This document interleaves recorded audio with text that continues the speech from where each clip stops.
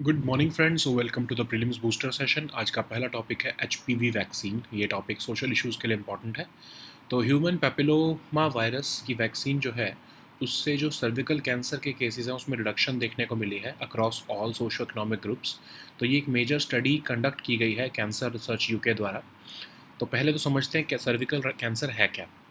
जितने भी लगभग सर्विकल कैंसर के केसेस हैं सभी जो हैं वो एचपीवी के कुछ स्ट्रेन्स की वजह से होते हैं। तो बॉडी का इम्यून सिस्टम जनरली जो है वो एचपीवी इन्फेक्शन से नेचुरली 2 ईयर्स के अंदर जो है वो गेट रीड कर देता है।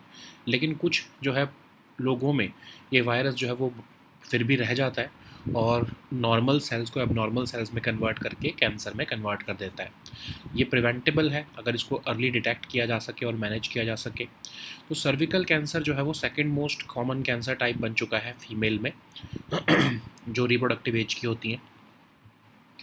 इंडिया में 1/5 of global burden of cervical cancer देखने को मिलता है। इंडिया में लगभग 1.23 लाख केसेस देखने को मिले जिसमें 67,000 डेथ्स ईच ईयर हमें देखने को मिलती है। सर्विकल कैंसर की स्क्रीनिंग और वैक्सीनेशन दोनों ही जो है इफ़ेक्टिव प्रिवेंटिव मेजर्स हैं।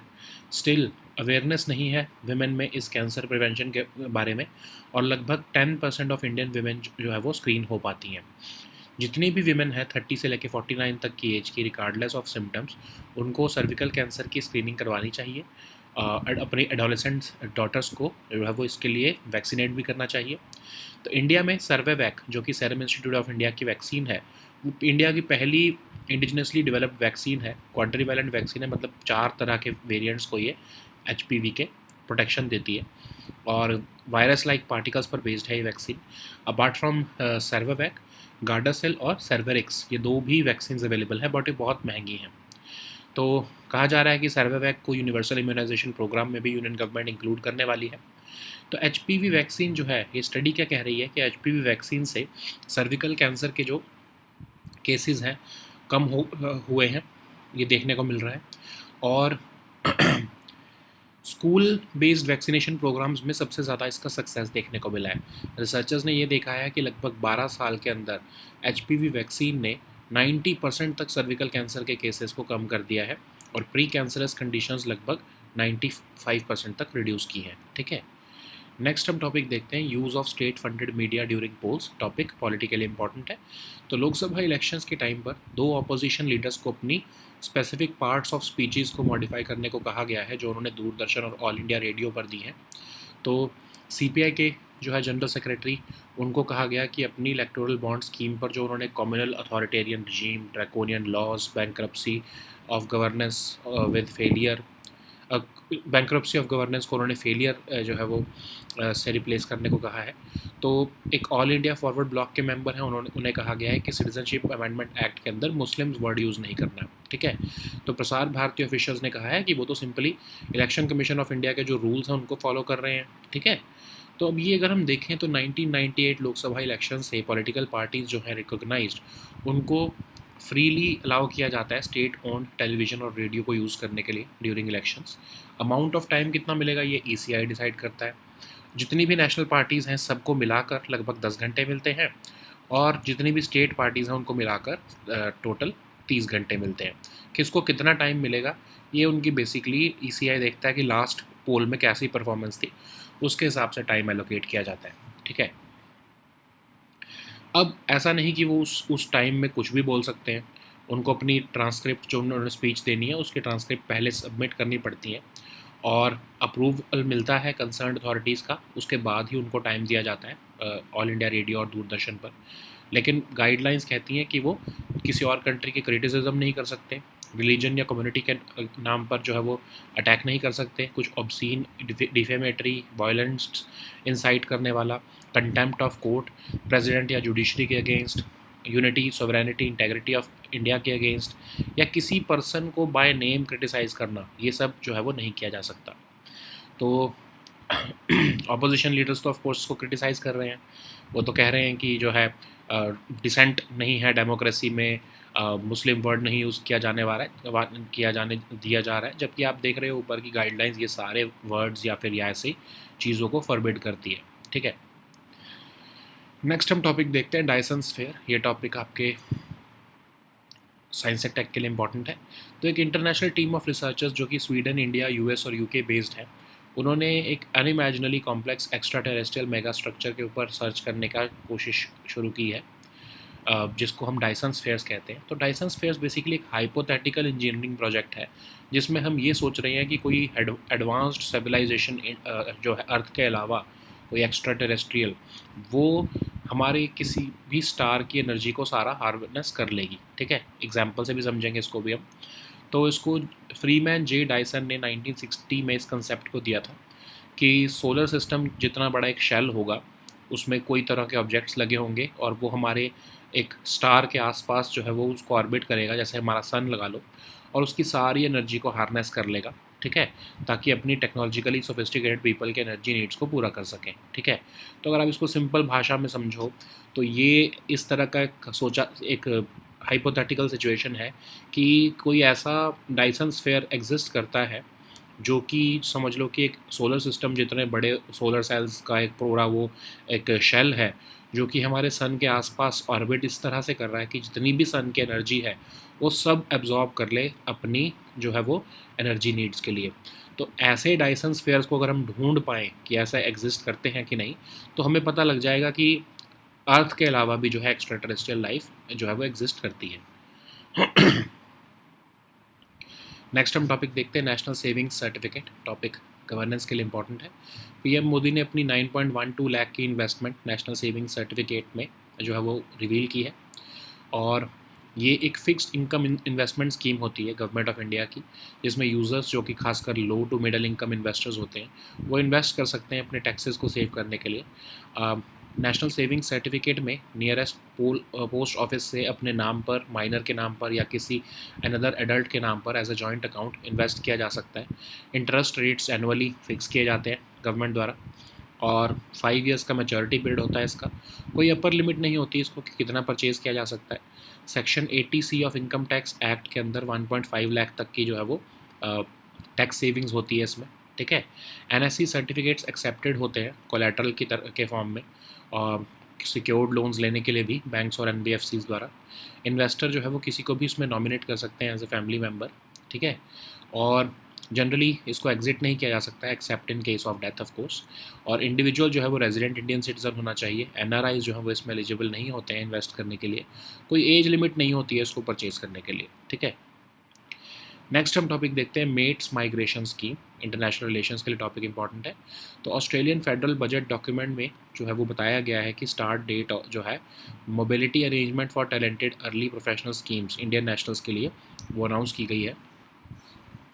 2023 में ये स्कीम जो है अनाउंस की गई थी ऑस्ट्रेलिया और इंडिया के बीच में, एक तरह से माइग्रेशन मोबिलिटी पार्टनरशिप अरेंजमेंट, जो कि जैसे हमारा यूके के साथ एग्जिस्ट करता है। इसमें क्या होता है कि 2 वे माइग्रेशन और मोबिलिटी दोनों कंट्रीज़ के लिए सपोर्ट की जाती है। इसमें होगा क्या कि इंडियन जो स्टूडेंट्स हैं टेम्परेरीली उनको जो है वो, या इंडियन यूनिवर्सिटी ग्रेजुएट्स हैं, करियर प्रोफेशनल्स हैं, अर्ली करियर प्रोफेशनल्स जो हैं, टेम्परेरीली वो ऑस्ट्रेलिया जा सकते हैं। उनके जो है स्किल्स और नॉलेज को जो है वो इनकरेज किया जाएगा ट्रांसफ़र करने में ऑस्ट्रेलिया और इंडिया के बीच में, और उनको न्यू टेम्परेरी मोबिलिटी पाथवे मिलेगा ताकि वो अप टू 2 ईयर्स तक ऑस्ट्रेलिया में काम कर सकें।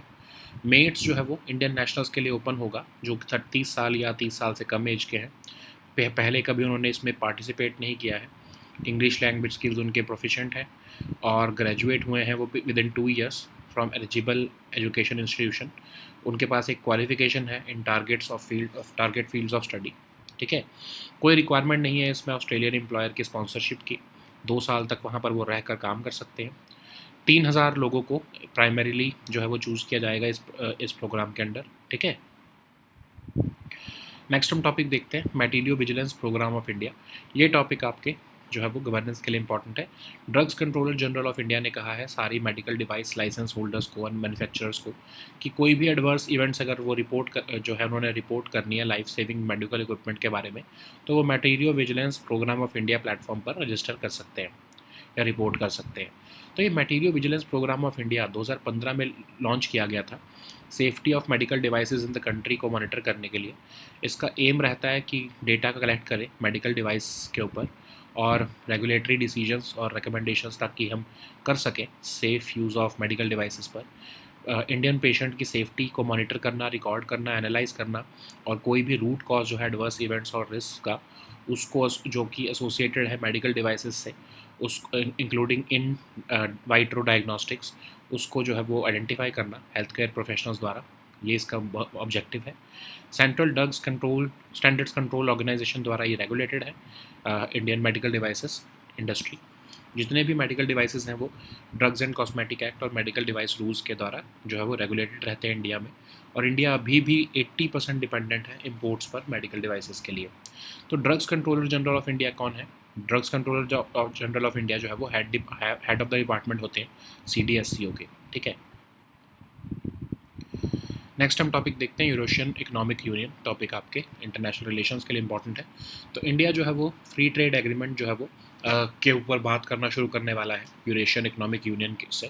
तो यूरेशियन इकोनॉमिक यूनियन एक इंटरनेशनल इकोनॉमिक यूनियन और फ्री ट्रेड जोन है जिसमें सेंट्रल और नॉर्थन एशिया और ईस्टर्न यूरोप की कंट्रीज़ जो हैं वो आती हैं। Treaty of Eurasian economic union 2014 द्वारा इसको इस्टेब्लिश किया गया था। करंटली इसमें रशिया, आर्मेनिया, बेलारस, कज़ाकिस्तान और किर्गिस्तान जो है वो एज मेंबर कंट्रीज़ हैं। इसमें free movement of goods, services, capital और लेबर जो है वो इंश्योर किया जाता है। सुप्रीम यूरेशियन इकोनॉमिक काउंसिल जिसमें हेड ऑफ यूनियन के मेंबर स्टेट्स होते हैं वो इसकी हाईएस्ट बॉडी है। इसका एक कोर्ट भी है जो कि बेलारस में मिन्स्क बेस्ड है और जो इसकी जुडिशल बॉडी की तरह सर्व करता है। ऑफ कोर्स कोई पावर ऐसी नहीं है कि वो मेंबर स्टेट को बिफोर कोर्ट ला सके in case of non compliance. Disputes को ऑफन जो है वो बायलैटरली रिजॉल्व किया जाता है। इनके जो है अनलाइक EU इनकी कोई कॉमन करेंसी भी नहीं है। नेक्स्ट हम टॉपिक देखते हैं बॉन्ड बायबैक। टॉपिक इकोनॉमी के लिए इंपॉर्टेंट है। RBI ने टाइट लिक्विडिटी कंडीशंस को मैनेज करने के लिए गवर्नमेंट के ट्रेजरी बिल्स के सेल्स को रिडक्शन करने को कहा है और न्यू सिलेक्शन ऑफ बॉन्ड जो है वो इंट्रोड्यूस करने को कहा है सेंटर के बायबैक ऑपरेशंस को सपोर्ट करने के लिए। तो बॉन्ड बायबैक क्या होता है? जब सेंट्रल गवर्नमेंट या स्टेट गवर्नमेंट अपने जो एग्जिस्टिंग बॉन्ड्स होते हैं उनको प्री मैच्योरली रिडीम कर देती है, तो उसको हम कहते हैं बॉन्ड बायबैक। तो इसमें क्या होता है कि समझ लो 10 साल का बॉन्ड था, सेंट्रल गवर्नमेंट या स्टेट गवर्नमेंट का जो 10 साल का बॉन्ड था, सेंट्रल गवर्नमेंट ने क्या कहा कि 6 साल बाद ही हम आपको सारा पैसा दे देंगे, रिडीम कर देंगे। तो इससे क्या हो गया कि उनके जो एक्स्ट्रा 4 साल थे उसके इंटरेस्ट बच गया उनका, है ना, वो पहले ही पैसा दे रहे हैं। तो बॉन्ड बैक जो है बेसिकली लाइबिलिटी मैनेजमेंट का एक टूल है। गवर्नमेंट्स यूज़ करती हैं इसको रीफाइनेंसिंग या लिक्विडिटी रिस्क को मैनेज करने के लिए। तो इससे एक तो उनकी कॉस्ट कम हो जाती है, रिडक्शन हो जाती है आउटस्टैंडिंग सिक्योरिटीज़ की। एकदम से जो है जब मार्केट में पैसा आ जाता है, जब वो रिडीम करते हैं, तो फिर एग्जिस्टिंग जब वो पैसा आ जाता है तो फिर जब कोई उनको दोबारा से बॉन्ड्स इशू करने हो तो वो उसके लिए पैसा मार्केट में अवेलेबल होता है लोगों के पास, ताकि वो इन्वेस्टर्स इन्वेस्ट कर सकें। बॉन्ड क्या है? एक डेट इंस्ट्रूमेंट जो कि डिफाइंड पीरियड ऑफ टाइम के लिए इशू किया जाता है। कंपनीज, म्यूनिसिपैलिटी, स्टेट या इवन सेंट्रल गवर्नमेंट या सोवरेन गवर्नमेंट्स भी इसको इशू कर सकते हैं। नेक्स्ट हम टॉपिक देखते हैं विशिंग। ये टॉपिक आपके सिक्योरिटी के लिए इंपॉर्टेंट है। तो गवर्नमेंट ने रिसेंटली एक सर्कुलर रिलीज़ किया है अपने एम्प्लॉयज़ को वार्न करने के लिए विशिंग के बारे में। विशिंग एक तरह से वॉइस प्लस फिशिंग की शॉर्ट फॉर्म है। ये मोबाइल फ़ोन या लैंडलाइन के थ्रू जो है ये अटैक किया जाता है। थ्रेट एक्टर जो है वो इसमें विक्टिम को कॉल करता है और उनको ट्रिक कर देता है कि वो एक तरह से एक मैलिशियस फाइल के ऊपर क्लिक करे या ईमेल्स पे क्लिक करे जो कि बिल्कुल लेजिटिमेट लग रही होती है या वेबसाइट बिल्कुल ओरिजिनल लग रही होती है, और उस पर अपनी पर्सनल इन्फॉर्मेशन शेयर करने को कहा जाता है। तो विशिंग कॉल में क्या होता है, एक ऑटोमेटेड कॉल आएगी आपको ऐसा लगेगा कि गवर्नमेंट जैसे कॉल कर रही है या कोई ऐसे जो है गवर्नमेंट ऑफिशियल कॉल कर रहा है।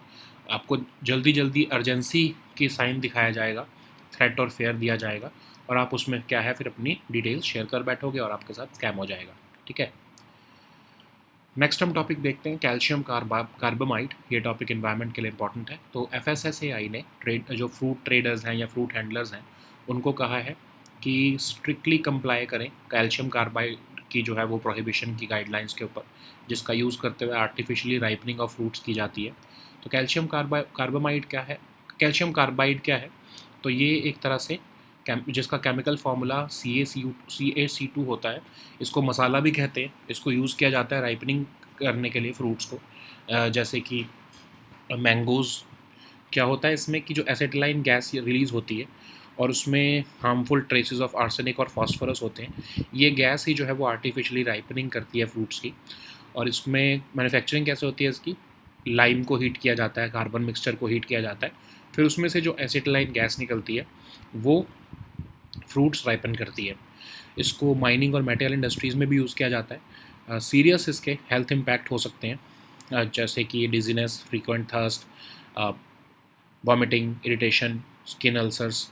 एसिटिलाइन गैस जो है वो इक्वली हजार्डस है, जो लोग उसको हैंडल भी कर रहे हैं उनके लिए भी, और क्योंकि ये जो फ्रूट होते हैं उसके ऊपर ये आर्सेनिक और फॉस्फोरस भी जो है वो छोड़ देती है, जिससे कि जो है हार्मफुल जो है वो रहता है कंज्यूमर के लिए। Okay, so now let us see all these topics in English. So the first topic is HPV vaccine. This topic is important for your social issues. So human papilloma virus vaccine is reducing cases of cervical cancer as across the all socioeconomic groups, as per the major study funded by Cancer Research UK. So cervical cancer, almost all of them are linked to certain strains of HPV, which is a common virus which gets transmitted through sexual contact. The body's immune system generally gets rid of HPV infection within 2 years naturally, but in small percentage of people this virus can still stay and turn normal cells into abnormal ones and then convert it into cancer. So, of course, it is preventable as long as it is detected early and managed effectively. Cervical cancer is the second most common cancer type and second leading cause of cancer death in women of reproductive age worldwide.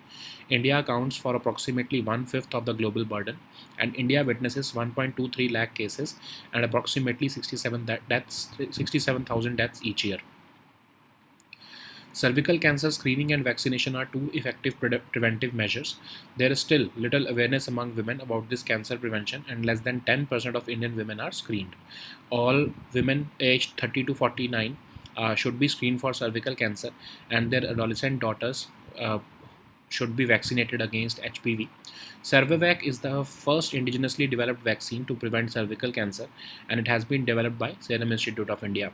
So it's a quadrivalent vaccine which is based on virus-like particles.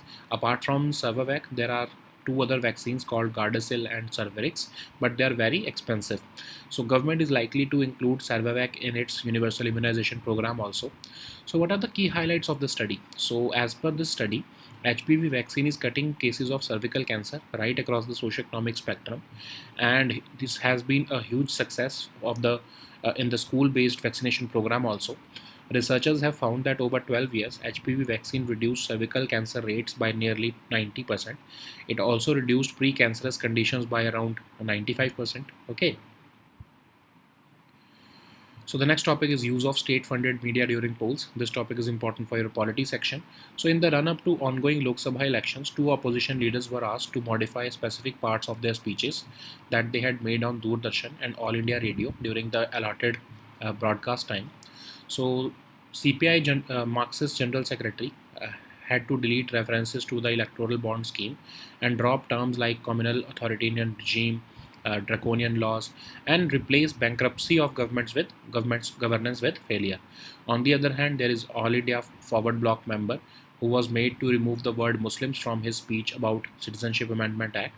So, as per Prasar Bharati official, they are only following the rules set up by the Election Commission of India. So since 1998 Lok Sabha elections, recognized political parties have been allowed to freely use state-owned television and radio during polls. The amount of time to be given to each recognized political national party and state party before election campaign begins is decided by the Election Commission of India. So all national parties combined get a minimum of 10 hours. All state parties combined get a minimum of 30 hours of telecasting time. ECI allocates these times according to the votes secured by these parties in the previous polls, like in this case 2019 Lok Sabha polls. So there are guidelines that parties and their speakers have to submit a transcript of their speeches 3 to 4 days before the recording. They have to be approved by the concerned authorities. But the guidelines forbid criticism of other countries, attack on religion or communities, obscene or defamatory speech, incitement of violence, anything amounting to contempt of court, attacking president or judiciary, anything affecting unity, sovereignty, integrity of the country, and any criticism by the name of any person.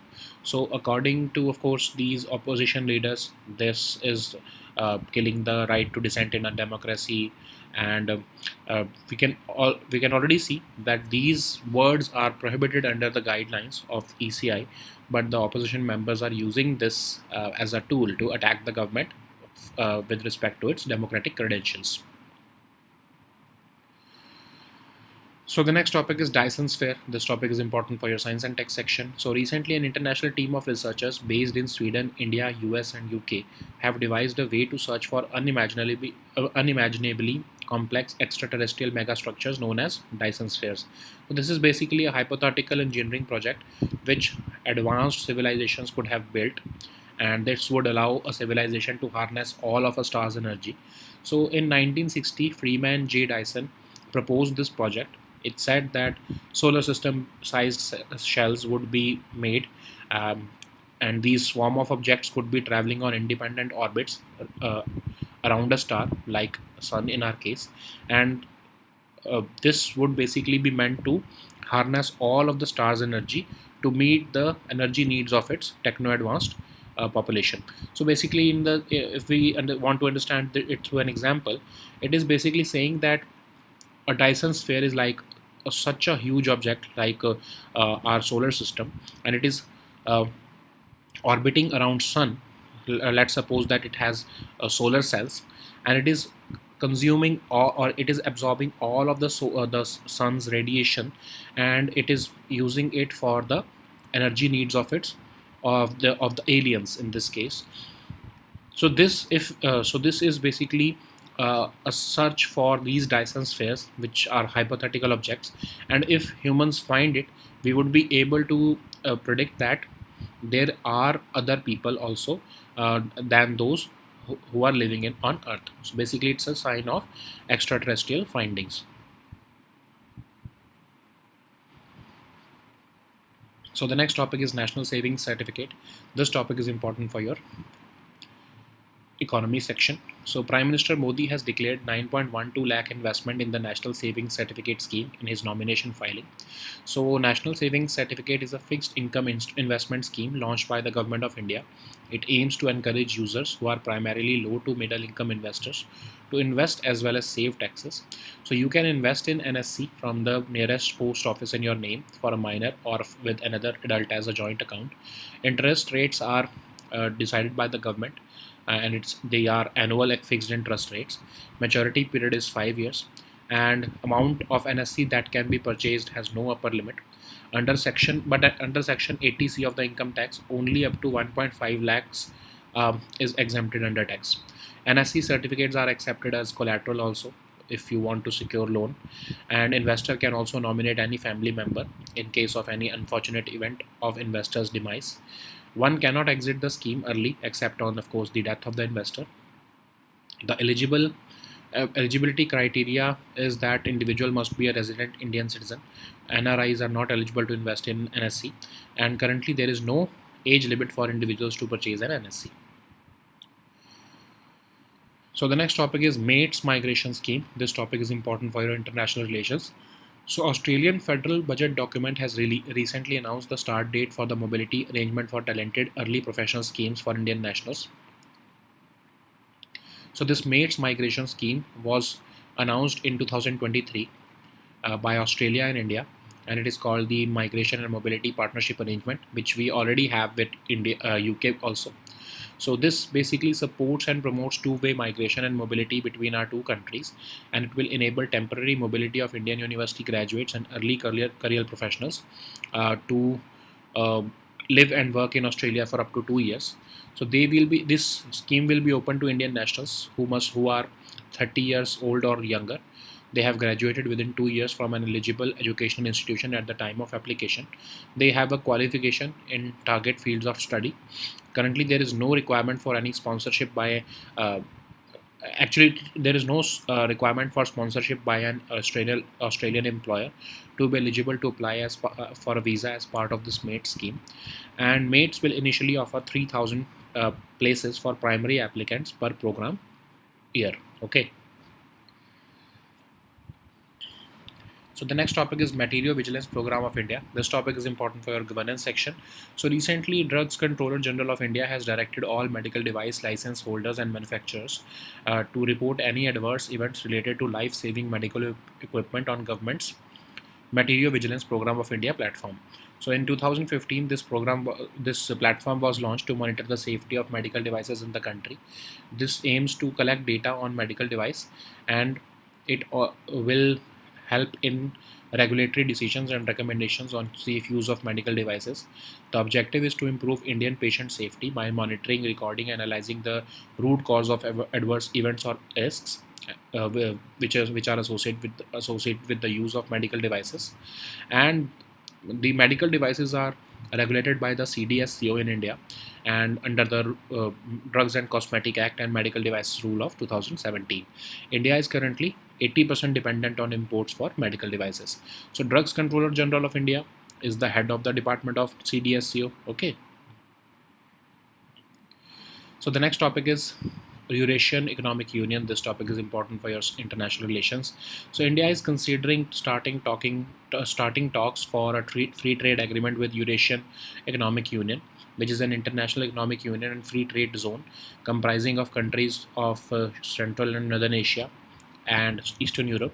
It was established by the Treaty on the Eurasian Economic Union, which was signed in 2014. It comprises of countries like Russia, Armenia, Belarus, Kazakhstan, and Kyrgyzstan. The EAEU provides for free movement of goods, services, capital, and labor, and the structure of EAEU includes Supreme Eurasian Economic Council, which is the highest body of EAEU, which consists of the heads of Union's member states. The court of the EAEU is based in Minsk, that is in Belarus, which serves as the judicial body. It has no power to bring a member state before the court in case of any non-compliance. Disputes are often resolved bilaterally, and unlike the European Union, EAEU does not have a common currency. So the next topic is bond buyback. This topic is important for your economy section. So RBI has responded to tight liquidity conditions in the banking system by announcing a significant reduction in government's treasury bill sales and introducing a new selection of bonds for the central government's buyback operations. So what is bond buyback? It is a process whereby central governments or state governments buy back their existing bonds or securities by redeeming them prematurely. It's a kind of liability management tool. It enables these issuers, that is the governments, to retire an outstanding debt before its maturity date. So what happens is that if, let's suppose, there is a 10-year bond in which the government is paying interest for 10 years before redeeming at the 10th year, the government would say, let's okay, and at the end of 6th year we will be redeeming this bond, we will be paying you all your money. So thereby government would be able to save the interest rate for the next 4 years. Okay, so objectives of buyback is reduction of cost. Of course, they don't have to pay interest rate for the next 4 years. Reduction in outstanding liabilities or securities, and through this also government, when redeems it, the money flows into the hands of investors, so infusion of liquidity also gets into the system. Okay, for any future issuance of bonds. So what is a bond? It's a debt instrument which is used to borrow the funds for a defined period of time. It can be issued by companies, municipalities, states, and even sovereign governments. So the next topic is vishing. This topic is important for your security section. So recently, government has released a circular warning its employees of a sophisticated cyber crime called vishing. Vishing is the short form of voice plus phishing, which is carried out through a call on mobile phone or landline, whereby a threat actor calls the victim over the phone and tries to trick him or her into clicking on malicious files or emails, and then which this website or this email looks very legitimate, and the person is forced to share personal information on this website. So phishing call starts with an automated call. The person thinks that I'm getting a call from a government or a bank, and then they are asked to share their details, and of course this they create a cause of urgency using threat or fear. Then the person ends up sharing their personal information, and which gets compromised later. Okay, So the next topic is calcium carbide. This topic is important for your environment section. So FSSAI has alerted traders, fruit handlers operating ripening chambers to strictly ensure compliance with respect to the prohibition on calcium carbide for artificially ripening of fruits, especially during the mango season. So what is calcium carbide? It's a compound with the chemical formula CaC2. It is also known as masala locally. It is used for ripening fruits like mangoes by the use of acetylene gas, which is released by CaCO2, CaC2. Okay, so it is manufactured by heating a lime and carbon mixture in an electric arc furnace. So this is also used in mining and metal industries. So this acetylene gas, which gets created by heating, is used to uh, artificially ripen fruits. It can cause serious health issues. This acetylene gas also is hazardous for those who are handling it. So this artificially ripening of fruit also leaves residue of arsenic and phosphorus on fruits, which is of course harmful for the health of the consumer. Okay, so these were our topics for today. We'll meet next time with new topics. Until then, goodbye and take care.